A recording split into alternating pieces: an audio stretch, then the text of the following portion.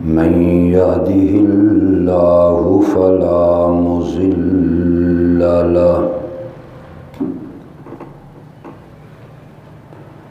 ومن يضلله فلا هادي له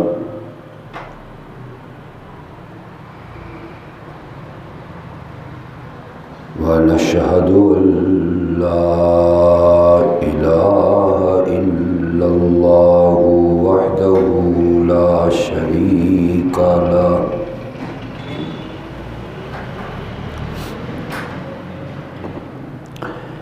ونشهد أن سيدنا وسندنا ومولانا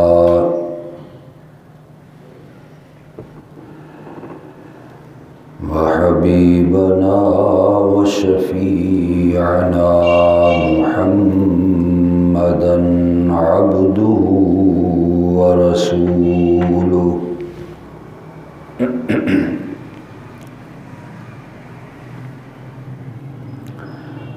أما بعد فأعوذ بالله من الشيطان الرجيم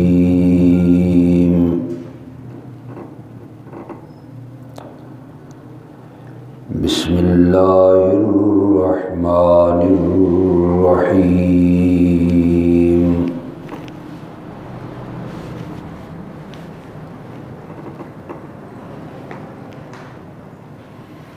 النبي أولى بالمؤمنين من أنفسهم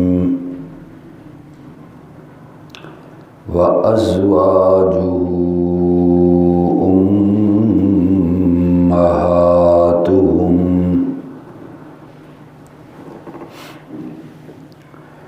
سبحان ربك رب العزة عما يصفون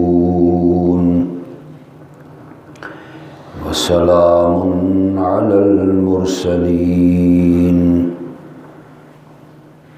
والحمد لله رب العالمين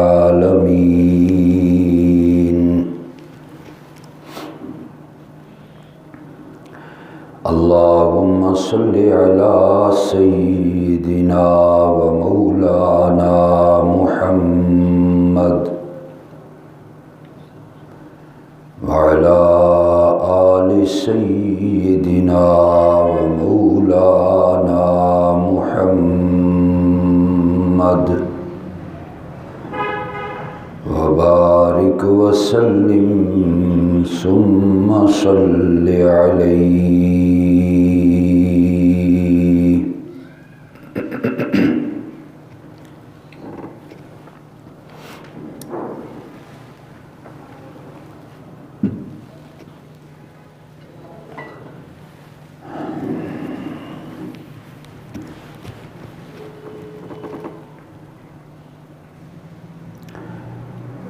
قرآن مجید کی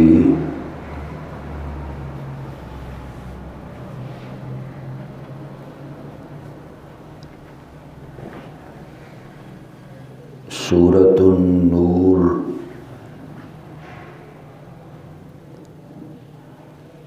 کے مضامین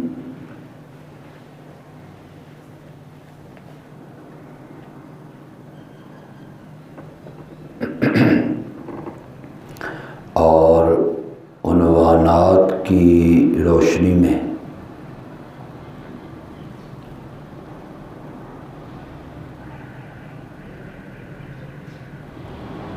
ماہ ربیع الاول کے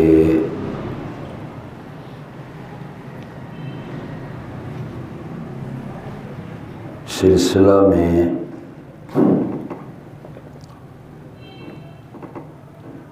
رحمت للعالمین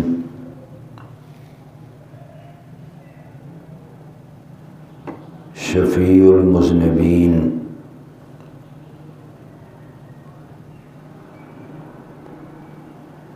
حضرت محمد مصطفیٰ صلی اللہ علیہ وسلم کی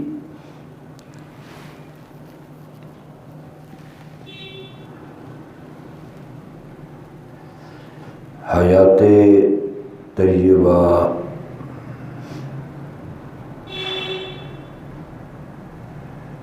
آپ کی سیرت مبارکہ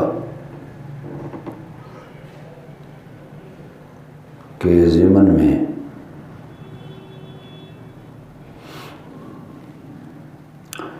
ہماری گفتگو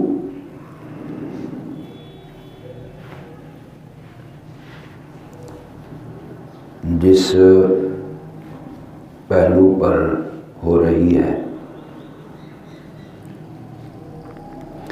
آپ کی سیرت طیبہ کا جو باب اور گوشہ ہم نے منتخب کیا ہے،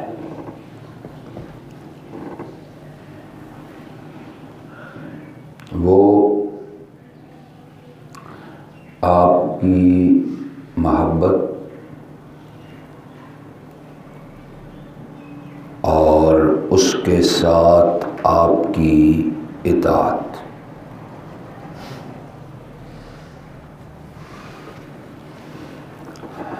پچھلے بیان میں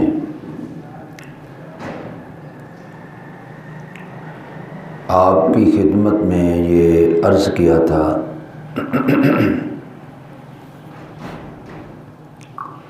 کہ جو شخص بھی آپ کے ساتھ محبت کا دعویٰ کرتا ہے، وہ اپنے دعوے میں اس وقت سچا مانا جائے گا جب وہ اپنی زندگی کے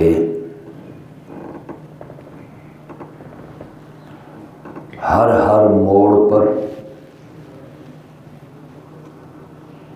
اور ہر موقع پر چاہے وہ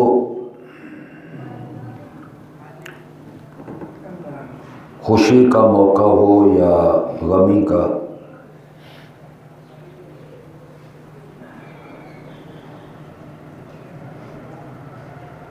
چاہے وہ امن کا موقع ہو یا جنگ کا،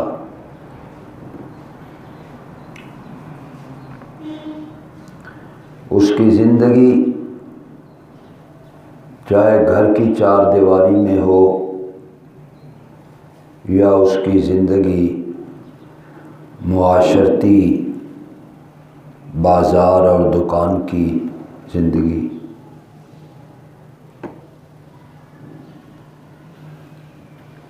وہ مقتدی ہو مقتدا ہو،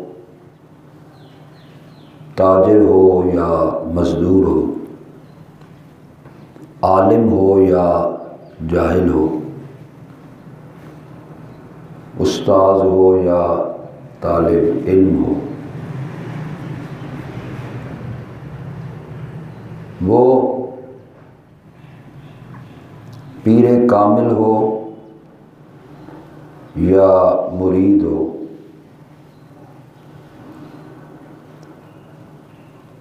شوہر ہو، باپ ہو، بھائی ہو، بیٹا ہو، چچا ہو، ماموں ہو، یعنی اپنی زندگی کے ہر پہلو میں اور ہر موقع پر جب تک وہ آپ صلی اللہ علیہ وسلم کی اطاعت نہیں کرے گا، فرما برداری نہیں کرے گا، آپ کی تعلیمات پر عمل نہیں کرے گا، آپ کے ارشادات عالیہ کو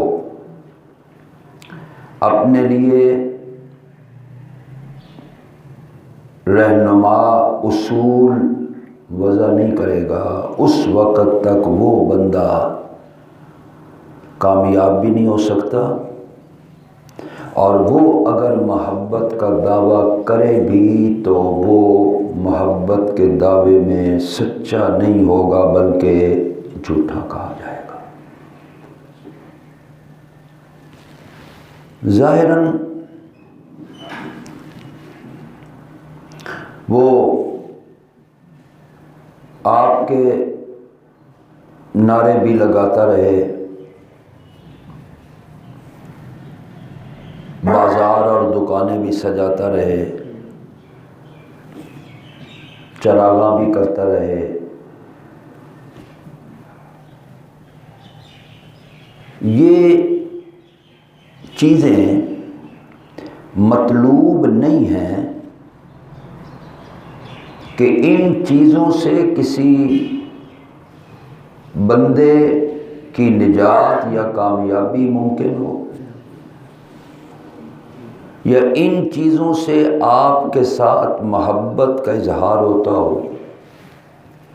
اظہار تب ہوگا آپ سے محبت کا کہ جس کا کلمہ پڑھا ہے وہ جو کچھ دیتا چلا جائے اسے لے لو، اور جس چیز سے اور جس کام سے اور جس عمل سے اس نے منع کیا ہے اس سے رک جاؤ۔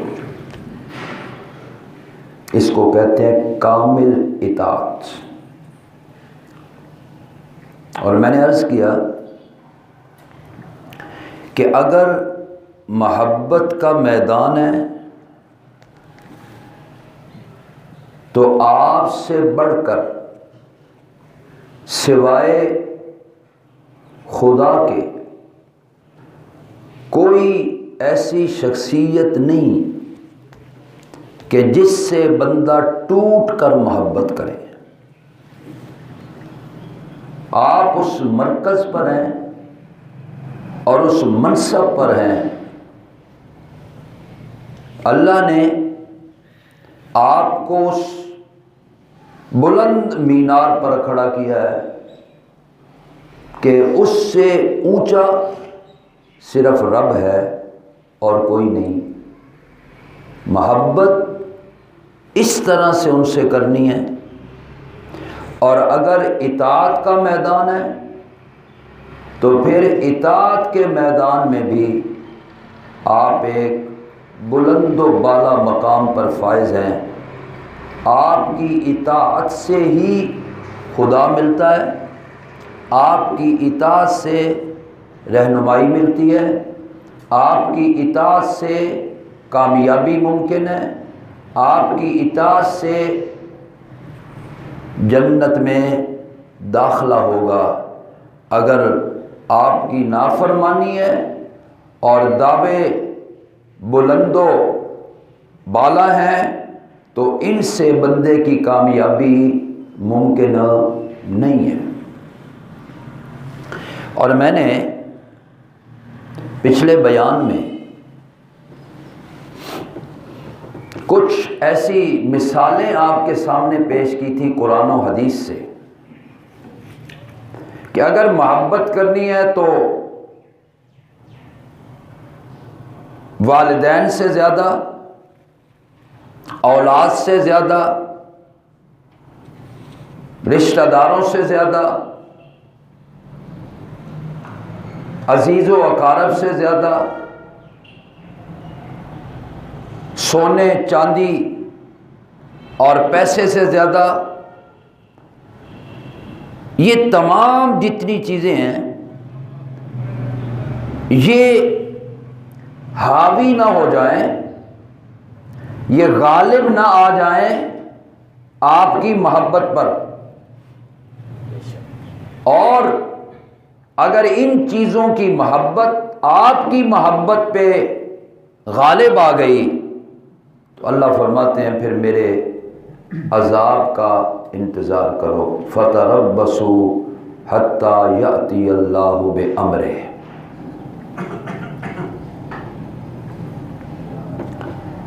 ہمارے سامنے اب محبت کا یا اطاعت کا کیا کنسپٹ ہے؟ کیا ہمارے پاس ایسی صورت ہے، کسی کی زندگی ہے کہ انہوں نے ان دو چیزوں میں کمال کو چھوا، حد کمال کو چھوا؟ اور وہ کون لوگ ہیں؟ وہ آپ کے صحابہ ہیں، جن کا عمل، جن صحابہ کا عمل ہمارے لیے حجت اور دلیل ہے،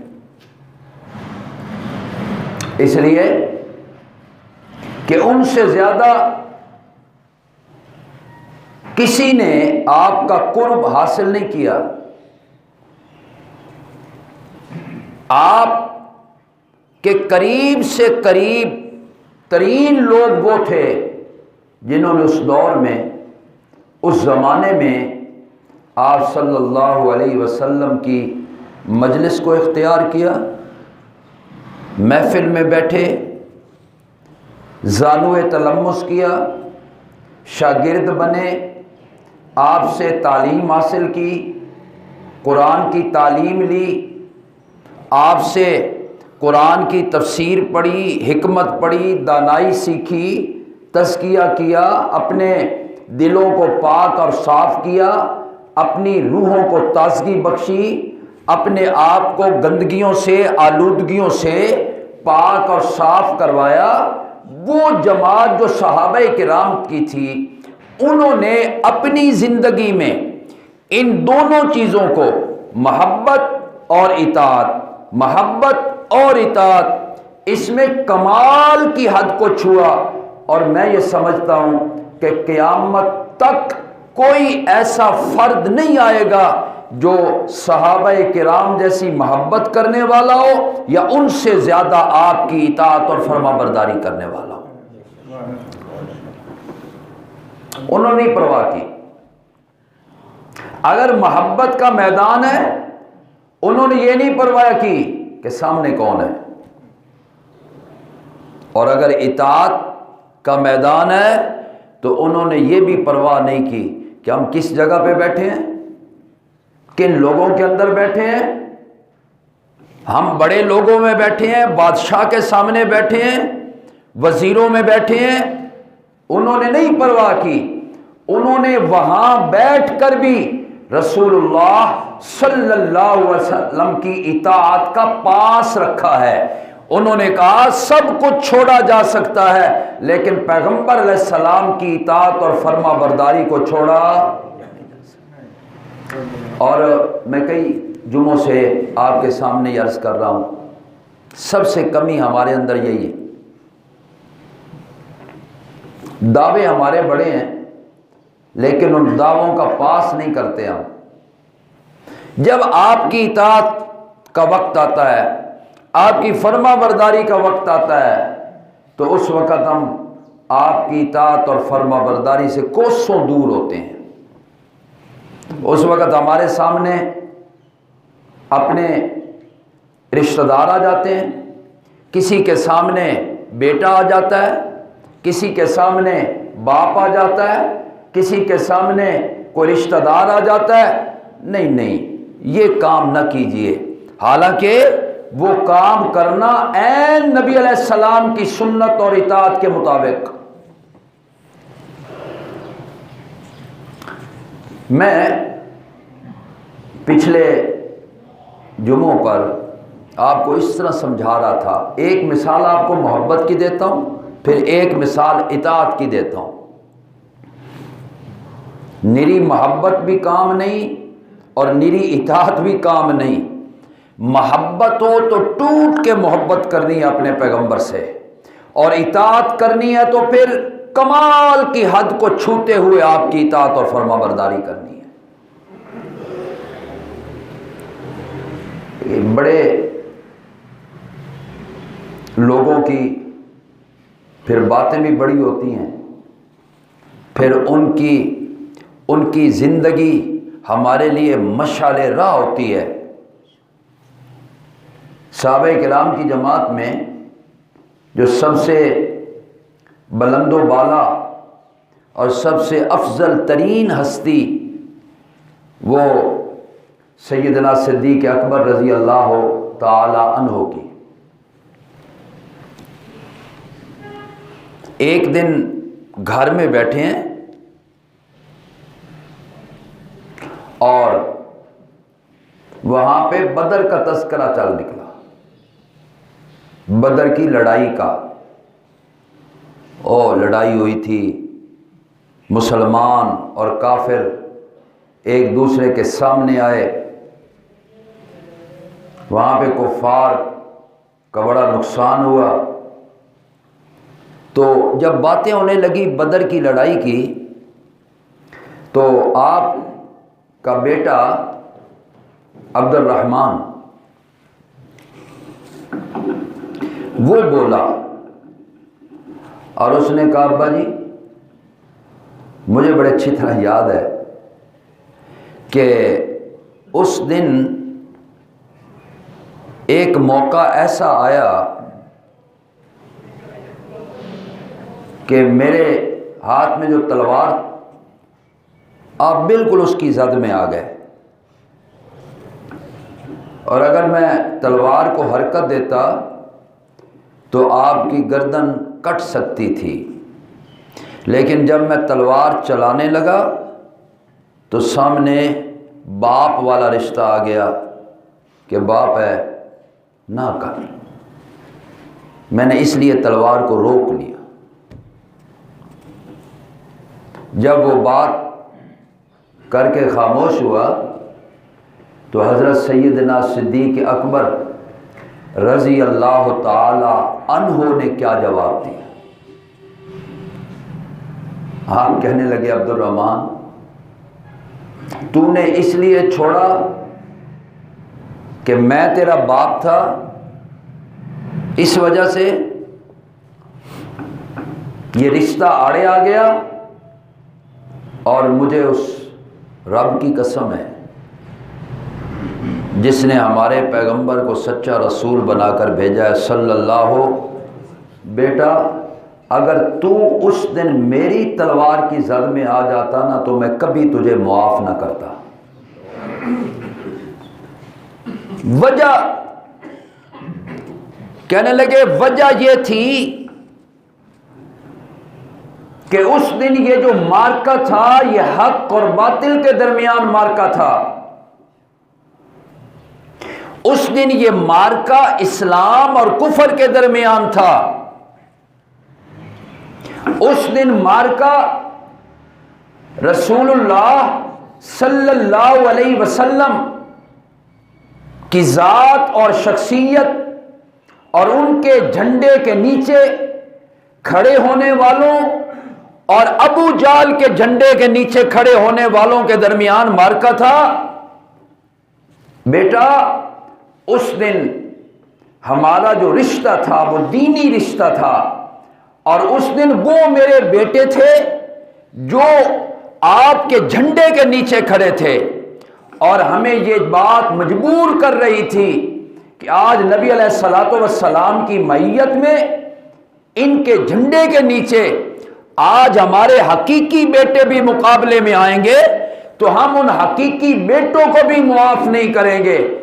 تو ہے تو میرا بیٹا، لیکن اس دن تو نے تو مجھے چھوڑ دیا تھا، لیکن میں تجھے کبھی نہ چھوڑتا، اس لیے کہ اس دن جناب رسول اللہ صلی اللہ علیہ وسلم ہمیں کائنات کی ہر چیز سے زیادہ محبوب تھے، ان کی محبت ہمارے دلوں کے اندر موجزن تھی، ان کی محبت کا دریا ٹھاٹھے مار رہا تھا۔ بیٹا اس دن وہی پیارے لگ رہے تھے جو نبی علیہ السلام کے جھنڈے کے نیچے کھڑے تھے۔ اب اس سے کیا محسوس کر رہے ہیں؟ خونی رشتے ختم ہو گئے،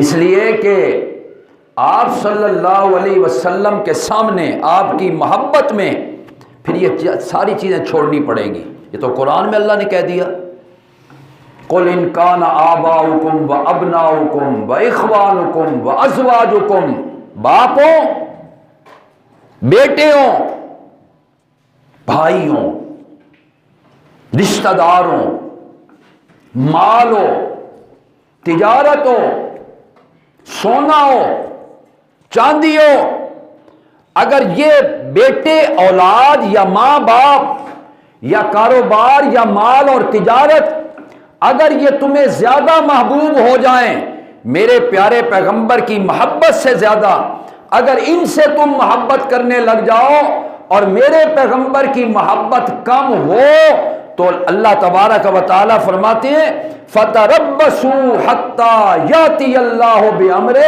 پھر میرے عذاب کا انتظار کرو۔ اب حق ادا کیا صحابہ نے،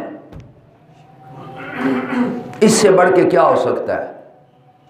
حقیقی بیٹا ہے، اور حضرت ابو بکر کہتے ہیں میں کبھی تجھے نہ چھوڑتا، کبھی تجھے نہ چھوڑتا۔ اور ایک بات یہاں پہ عرض کر دوں، جو بھی کلمہ پڑھتا ہے اس کے دل میں سب سے زیادہ محبت وہ اپنے پیغمبر کے ساتھ ہے صلی اللہ علیہ وسلم کے ساتھ،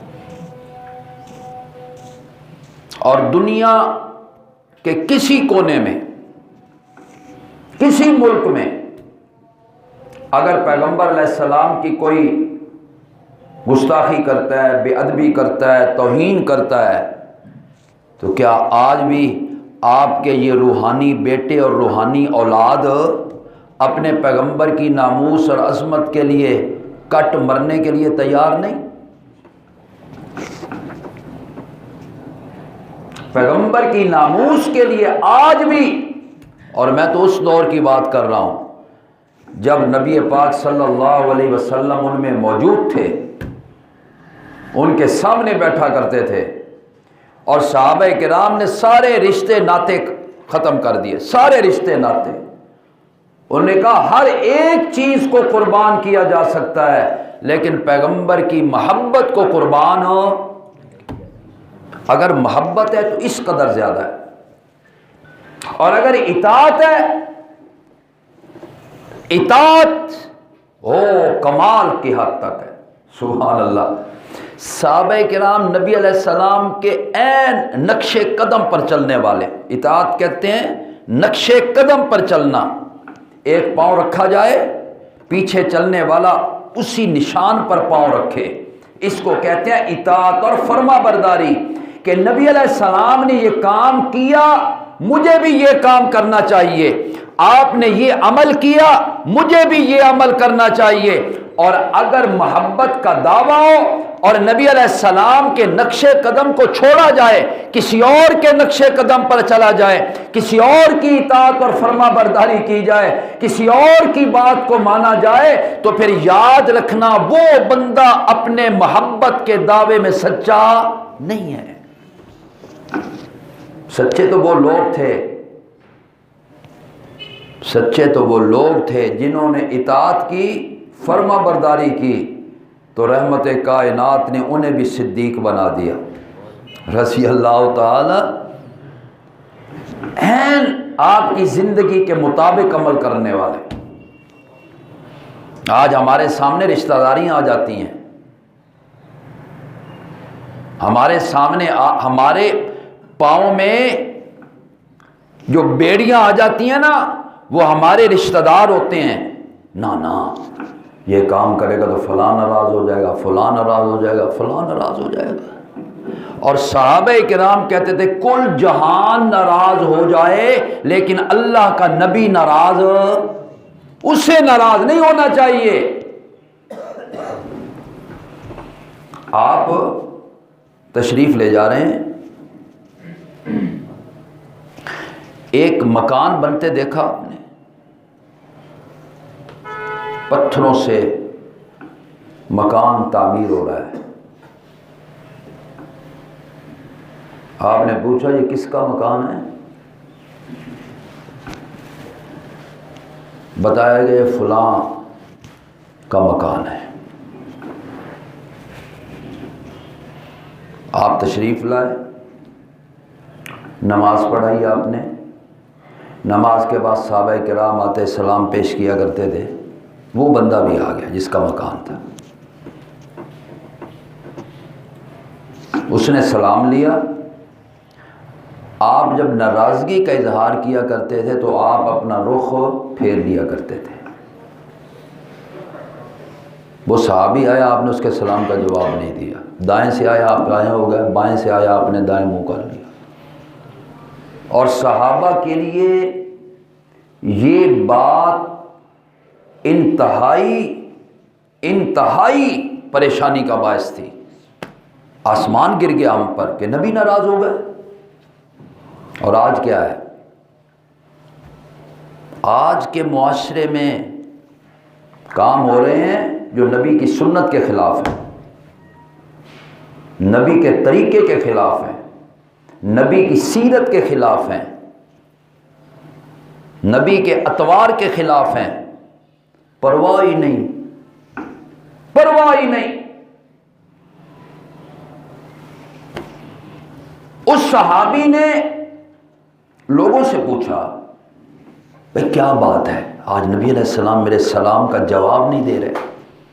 انہوں نے کہا بات کا میں پتہ کوئی نہیں، تیرا مکان بنتے دیکھا ہے، پوچھا ہے ہم نے، تیرا بتا دیا۔ اس نے کہا اچھا، شاید میرا مکان بنانا یہ آپ کو یعنی ناپسند ہوا ہے۔ اس نے چند مزدور لیے اور کہنے لگا کہ اس مکان کو ڈھا دو، اس کی بنیادیں نکالو، ایک پتھر بھی اس جگہ پر موجود نہیں ہونا چاہیے۔ مکان گرا دیا اس نے۔ آپ پھر تشریف لے گئے کسی دن، آپ نے فرمایا یہاں مکان بن رہا تھا پچھلے دنوں، کہاں گیا؟ تو انہوں نے کہا حضرت کہ آپ سے اس نے سلام لیا، آپ نے سلام کا جواب نہیں دیا، ہم نے بتایا کہ تیرے مکان کو نبی علیہ السلام نے دیا، شاید اس کی وجہ سے آپ نے ناراضگی کا اظہار کیا۔ آپ نے فرمایا ہاں، کوئی پختہ مکان بنانا گناہ تو نہیں، کیوں جی؟ کوئی اینٹوں کا مکان بنائے، پتھروں کا مکان بنائے، کوئی سنگ مرمر لگائے، کچھ بھی لگائے، گناہ تو نہیں۔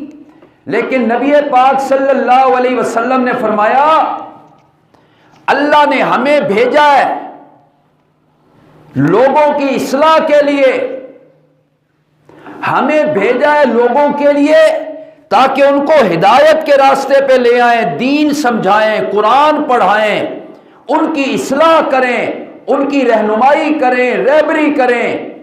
اور اگر ہم لوگ مکان بنانوں کے چکروں میں پڑ گئے تو پھر دین کا کام کون کرے گا؟ مجھے بتائیے، آپ نے زبان سے کچھ بھی نہیں کہا، دیکھا، تشریف لائے، سلام کا جواب نہیں دیا، اور اس صحابی کو پتہ چل گیا کہ یہ مکان نہیں ہونا چاہیے۔ کیوں نہیں ہونا چاہیے؟ کہ یہ مکان میرے اور میرے پیغمبر کے درمیان ناراضگی کا سبب بن رہا ہے، اور اس چیز کا وجود نہیں ہونا چاہیے جس سے پیغمبر ناراض ہو جائے۔ میں صرف بار بار آپ سے سوال کر رہا ہوں، ہم کتنے ایسے اعمال کرتے ہیں جو نبی کی ناراضگی والے ہیں؟ کبھی میرے جسم پہ جوں رینگی ہے؟ کبھی میرے جسم پر بھی کپ کپی طاری ہوئی ہے؟ کبھی مجھے بھی ندامت اور شرمساری ہوئی ہے؟ کبھی مجھے بھی خجالت کا سامنا کرنا پڑا ہے؟ کبھی میرے دل کے اندر بھی احساس پیدا ہوا ہے کہ میں کس کے عمل کے خلاف کام کر رہا ہوں، کس کی سیرت اور کس کے اسوہ کے خلاف کام کر رہا ہوں؟ انہوں نے تو یہ کام کیا نہیں تھا اور میں وہ کام کر رہا ہوں جو آپ نے نہیں کیے تھے، اور میں ان کاموں سے پیچھے ہٹ رہا ہوں جن کے کرنے کا آپ نے حکم دیا تھا۔ لیکن چونکہ ہم صرف دعوے زیادہ کرتے ہیں، عملی میدان میں ہم کمزور ہیں، عملی میدان میں میں بھی کمزور ہوں۔ جب یہ دیکھا جائے یہ آپ نے کام کیا، بھائی یہ کام کرو۔ میں نے کہا اگر محبت ہے تو بے انتہا، کس سے؟ ہمیں اپنے پیغمبر سے۔ ان سے زیادہ کون ہے؟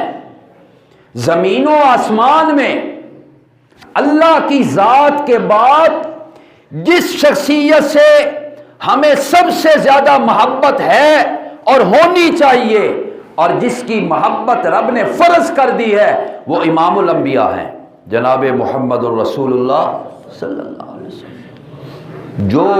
جو آپ کی محبت میں کمی کرتا ہے وہ بندہ مومن ہو۔ محبت تو یہ ہے، اور اطاعت دیکھ رہا ہو اس میدان کے اندر بھی کہ اطاعت کیسے کرنی ہے۔ بھائی دیکھیے، نعرے لگانا آسان ہوتا ہے، نعرے لگانا کیا مشکل ہے؟ نعرے لگا لیے، تقریریں کر لی، ایسے ہی ہے، اور محراب بنا دیے، بازار سجا لیے، دکانیں سجا لیں، یہ کوئی مشکل کام ہے؟ یہ کون سا مشکل کام ہے؟ اصل مشکل کام ہے میرے پیارے پیغمبر کی اطاعت کرنا، آپ کی سیرت کو مد نظر رکھنا۔ سیرت کو، اس میں کوئی شک نہیں ہے، محبت ہم اپنے پیغمبر سے اس لیے کرتے ہیں زیادہ کہ اللہ پاک کا حکم ہے۔ اللہ نے کہا ہے جب سے میں نے کائنات بنائی ہے اور قیامت کی صبح تک یہ کائنات کا نظام چلے گا، اس میں میرے بعد اگر کسی کا مقام ہے تو میرے آخری پیغمبر کا مقام ہے صلی اللہ، اس میں تو کوئی شک نہیں ہے، اس میں کس کو شک ہو سکتا ہے؟ اطاعت، سیرت میرے پیغمبر، سیرت تھوڑے ہی لوگ جانتے ہیں۔ آپ حضرات بیٹھے ہیں، سیرت کے جو معنی ہیں اسے کم لوگ جانتے ہیں۔ میں یہ نہیں کہہ رہا ہوں، عنوان کئی ہوتے ہیں، میلاد کا بھی عنوان ہوتا ہے، سیرت کا بھی عنوان ہوتا ہے۔ میلاد کا معنی ہوتا ہے آپ کی ولادت کا ہونا، آپ کا پیدا ہونا، آپ کا دنیا میں تشریف لانا، آپ کا اپنی اماں جان کی گود میں آنکھ کھولنا، آپ کا مکے کے اندر تشریف لے آنا، یہ ولادت ہے، یہ میلاد ہے، یہ میرے پیارے پیغمبر جو دنیا میں تشریف لے کے آئے ہیں، اس کا معنی یہ ہوتا ہے۔ اور سیرت کا معنی کیا ہے؟ جب آپ نے 40 سال کے بعد اس پہاڑی اور فاران کی چوٹی پہ کھڑے ہو کر اپنی سیرت کا آغاز کیا تھا۔ لوگوں، پہلے تم نے میری صورت دیکھی ہے، پہلے تم نے مجھے دیکھا ہے، میری زندگی کو دیکھا ہے جو نبوت سے پہلے والی زندگی تھی۔ اب رب نے میری سیرت کو شروع کیا ہے، اب کسی کی سیرت تمہارے کام نہیں آئے گی، کسی کے پیچھے چل کر تم ہدایت نہیں پا سکتے ہو۔ اگر ہدایت تمہیں ملے گی تو میرے پیچھے چل کے ملے گی۔ اس کو کیا بولتے ہیں؟ سیرت۔ یہ عنوان، یہ ٹاپک آپ کو بہت کم نظر آئے گا۔ یہ نہیں کہہ رہا ہوں کہ کوئی میلاد تو آپ کا ہے، ولادت بھی ہوئی ہے، پیدا بھی ہوئے ہیں، آمنہ کی گود میں آئے ہیں، آمنہ کی گود میں امن کا، سلامتی کا پیغام لے کے آئے ہیں۔ اگر حلیمہ کی گود میں گئے ہیں تو حلیمہ کی گود میں حلم کا پیغام لے کے آئے، اماں جان کی گود سے امن کا پیغام لے کے آئے۔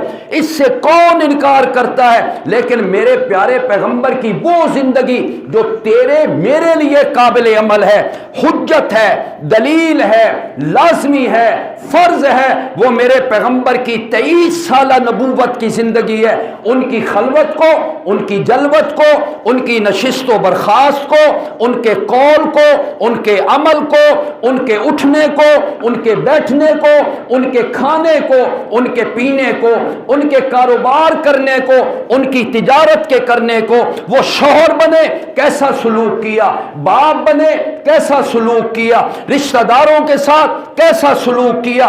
یہ میرے پیارے پیغمبر کی سیرت ہے۔ حرام سے بچنے بیچنے کا کیسے کہا, حلال کمانے کا کیسے کہا. یہ کام مشکل ہے جس کی طرف لوگوں کی توجہ بھی. یہ عام کرو, یہ عام کرو. نبی کے نقش قدم کو, نبی کی باتوں کو مشعل راہ بناؤ. بہت اندھیرا ہے میرے بھائیوں, اندھیرا اس قدر ہے کہ آج میری تجارت نبی کی تجارت جیسی نہیں ہے. آج میرا کاروبار نبی کے کاروبار جیسا نہیں ہے. آج میرے وعد و وعید میرے پیغمبر کے وعد و عہد جیسا نہیں ہے. میرے پیغمبر کی نشست و برخاست جیسی میری نشست و برخاست کیوں نہیں ہے؟ آج کیوں نہیں مسجدوں کے رونق آتی؟ ایک ہوتا ہے میلاد اور ایک ہوتا ہے مقصد میلاد. میرے پیغمبر کی ولادت کا مقصد کیا تھا؟ میرے پیغمبر کے پیدا ہونے کا سبب کیا تھا؟ اس لیے یہ تھا کہ جو ہم لوگ کرتے ہیں یا آپ کے میلاد اور ولادت کا مقصد اور تھا.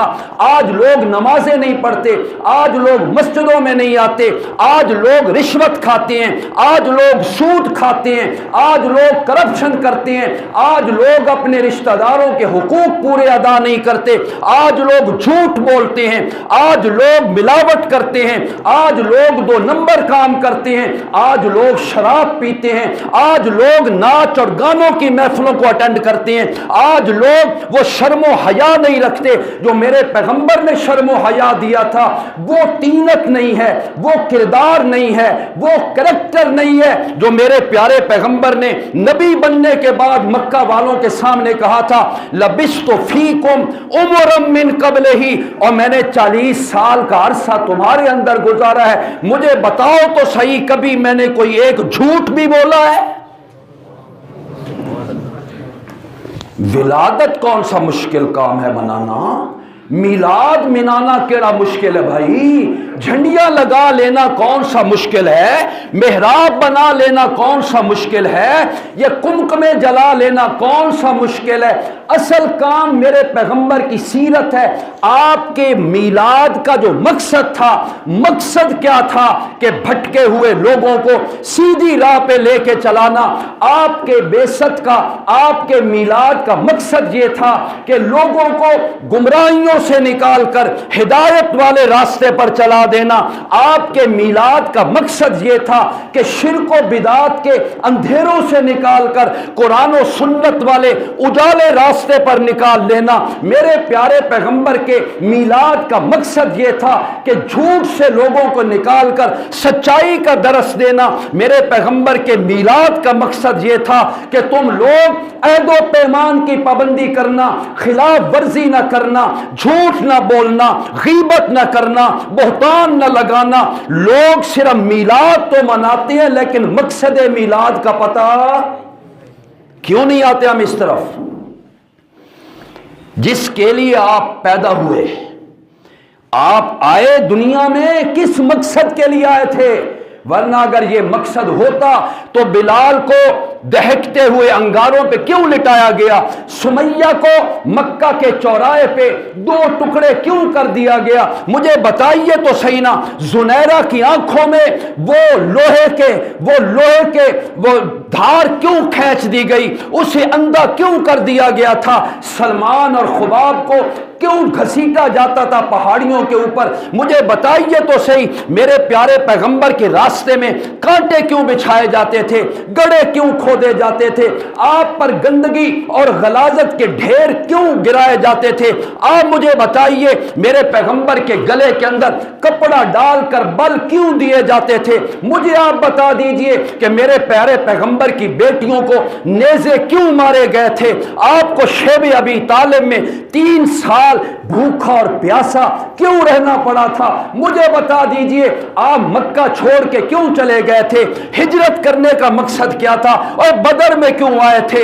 احد میں کیوں آئے تھے؟ حنین میں کیوں آئے تھے؟ خندق میں کیوں آئے تھے؟ خیبر میں کیوں آئے تھے؟ مجھے یہ بتا کہ میلاد کا جو مقصد تھا میرے پیارے پیغمبر کے پیدا ہونے کا, اس مقصد کو پہچاننے کی ضرورت ہے. اگر ربیع الاول میں نے پہلے بھی آپ سے کہا ہے, اگر ربیع الاول میں ایک پیغام, ایک میسج پہ عمل ہو جائے اور وہ مقصد کیا ہے، وہ میسج کیا ہے، وہ پیغام کیا ہے کہ اپنی زندگیوں کا رخ، اپنی زندگی کی گاڑی کا رخ ہر طرف سے ہٹا کر اس راستے پہ گاڑی چلا دیں جو راستہ ہمیں اپنا پیغمبر دے کے گیا ہے۔ اس سے بڑی کامیابی کوئی نہیں ہے، اس سے بڑی کوئی کامیابی نہیں ہے۔ اور جہاں تک ہمارے پیغمبر سے محبت کا تقاضا ہے وہ بھی سن لو۔ تھوڑا سا میں ایک جملہ کہنے لگا ہوں، میرے پیارے پیغمبر کی بے ادبیاں، گستاخیاں، توہین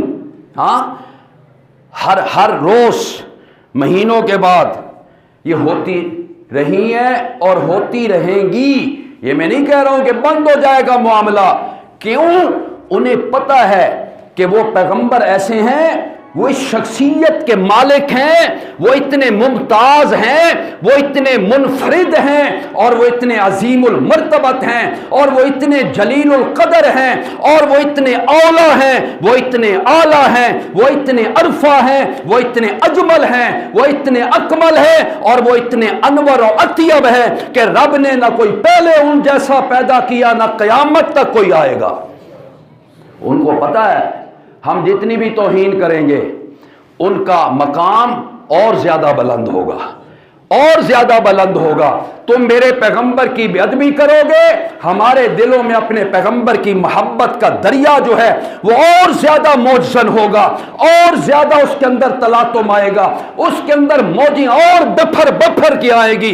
اللہ کی قسم، اولاد کیا ہے، رشتہ دار کیا ہیں، عزیز و اقارب کے ہیں، ہم اس پیغمبر کے لیے جانیں کیوں نہیں دیں گے؟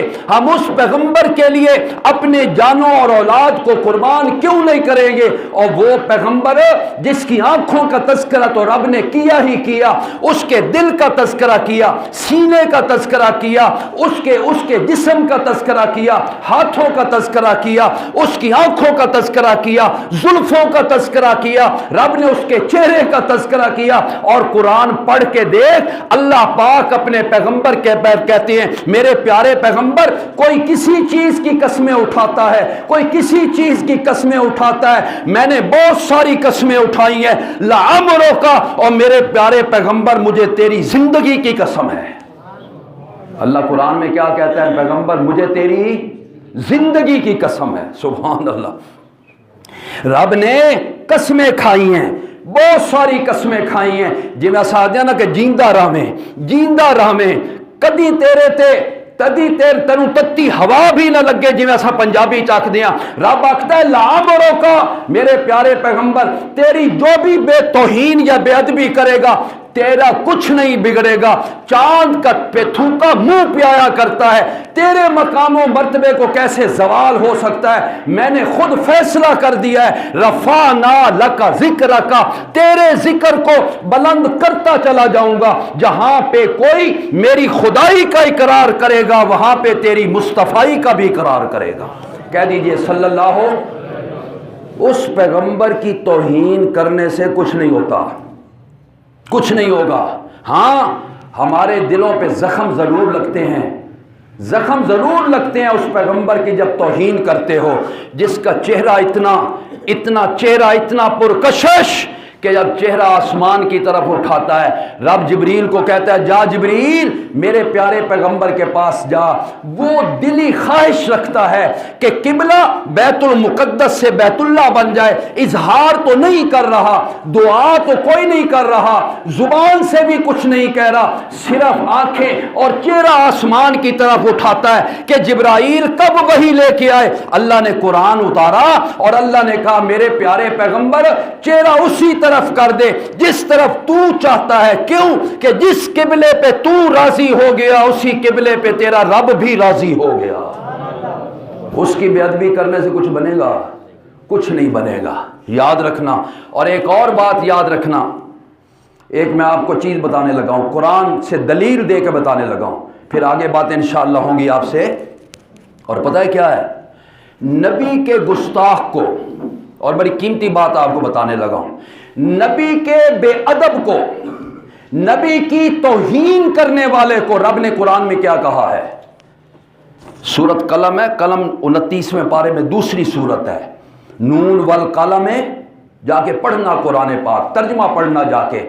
رب نے نبی کے گستاخ کو یہ نہیں کہا کہ کافر ہے، کافر تو ہے، ہوتا ہی ہے، جو نبی کی گستاخی کرتا ہے وہ کون ہوتا ہے؟ کافر ہوتا ہے۔ نبی نے یہ نہیں کہا کہ وہ بڑا گناہگار ہے، اللہ نے یہ نہیں کہا فلاں ہے فلاں ہے فلاں ہے، رب نے اور بھی بہت کچھ کہا۔ اللہ آخر میں کہتا ہے اُتُلِّم بَعْدَ ذَلِكَ زَنِیمٍ، میرے پیارے پیغمبر جو تیری بے ادبی اور گستاخی کرنے والا ہوگا وہ ولد الحرام تو ہو سکتا ہے لیکن حلالی بیٹا، جو بھی نبی کا گستاخ ہوگا، رب نے قرآن میں کہہ دیا جو بھی نبی کا گستاخ ہوگا اس کے نطفے میں شک ہوگا۔ کیوں؟ رب کہتا ہے، رب کہتا ہے۔ میرے پیغمبر کے دور میں ایک ولید نامی شخص تھا جو نبی کی بے ادبی کیا کرتا تھا، اس کے بارے میں اللہ نے قرآن میں کہا یہ اپنے باپ کا نہیں ہے، یہ حرام کا نطفہ ہے۔ اس نے جب سنا، اس کو بتایا گیا قرآن میں تیرے بارے میں یہ آیت اتر آئی ہے، تھا کافر اور اس کو یہ یقین تھا کہ یہ محمد جھوٹ ہو، بولو نا صلی اللہ ہو، تلوار نیام سے نکالتا ہے۔ میں نے کہا آپ کو پتے کی بات بتا رہا ہوں، تلوار نیام سے نکالتا ہے، ماں کے سر کے اوپر جا کے کھڑا ہو جاتا ہے اور کہتا ہے ماں ایک بات تجھ سے پوچھنے آیا ہوں، جھوٹ نہ بولنا، سچ بولنا، جھوٹ بولے گئی تو اسی تلوار سے تیری گردن قلم کر کے رکھ دوں گا، بتا میرا باپ کون ہے؟ آخر رب کہے میرا پیارا پیغمبر اور وہ جھوٹ بن جائے۔ ماں نے سچ سچ بتا دیا کہ تو اپنے باپ کا نہیں ہے، تو حرامی نطفہ ہے، تو ولد الحرام ہے۔ اور اس دن پتہ چل گیا کہ جو میرے پیارے پیغمبر کی بے ادبی کرتے ہیں، جو میرے پیغمبر کی گستاخی کرتے ہیں، چاہے وہ ڈنمارک میں کرے، کوئی فرانس میں کرے، کوئی امریکہ میں کرے، کوئی کسی جگہ پہ کرے، آج بھی جا کے پوچھ لینا ان کا ایک باپ نہیں ہوگا، ان کے کئی باپ ہوں گے۔ اور مجھے کل ایک شخص نے بتایا اور میں حیران رہ گیا، یہ جو ڈی این اے ٹیسٹ ہوتا ہے نا، یہ یورپ والوں نے نکالا ہے، ڈی این اے کروا لو۔ یہ پتہ ہے انہوں نے کیوں نکالا ہے؟ اس لیے کہ ان کے کئی باپ ہوتے ہیں، وہ تلاش میں ہوتے ہیں کہ ہمارے کتنے باپ ہیں۔ یہ ڈی این اے ٹیسٹ وہاں نکلا ہے، یورپ کے اندر نکلا ہے، اور اللہ نے قرآن میں اس کا پہلے ہی ذکر کر دیا ہے کہ جو میرے پیغمبر کا گستاخ ہوگا وہ حلالی نہیں ہوگا۔ اور آج بھی میرے پیغمبر کی جو گستاخی اور بے ادبی کر رہے ہیں یہ حلالی نہیں بلکہ قرآن ان کو کیا کہتا ہے؟ حرامی ہے یہ سارے۔ اللہ نے اپنے پیغمبر کی عظمت کا پاس رکھا۔ آخر میں پھر کہوں گا، محبت تو بلند و بالا مرکز پہ کھڑا کیا، اپنے پیارے پیغمبر کو محبوب بنا دیا، اور اطاعت کی باری آئی تو اپنے پیغمبر کو مطاع بنا دیا۔